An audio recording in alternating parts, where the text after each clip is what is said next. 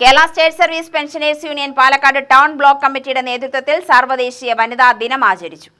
Palakkad pension ഭവനിലാണ് വനിതാ ദിനാചരണം നടന്നത്.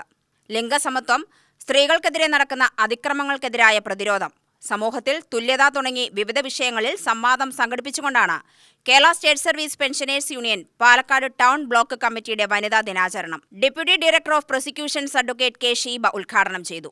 നമ്മൾ ഏത് മേഖലയിലാണോ നമ്മൾ വ്യാപൃതരായിരിക്കുന്നത് ആ ജോലിയിൽ നമുക്ക് വളരെയധികം സന്തോഷത്തിൽ ജോലി ചെയ്യാൻ സാധിക്കും.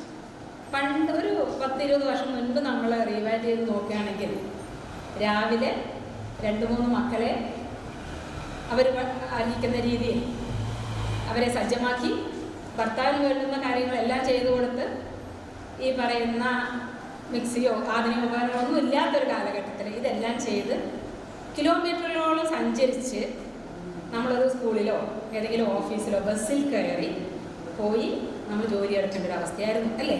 നിങ്ങളെല്ലാം കുറേ ആളുകളിൽ ആ ഒരു ജീവിത സാഹചര്യത്തിലൂടെ കടന്നു പോയിട്ടുണ്ടാവും. അവരെയാണ് നമ്മൾ പോരാളികൾ എന്ന് പറയുന്നത്.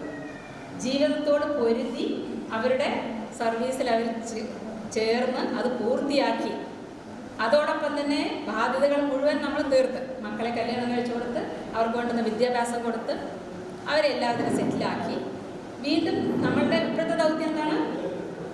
പേരമക്കളെ നോക്കണ്ടേ അല്ലേ?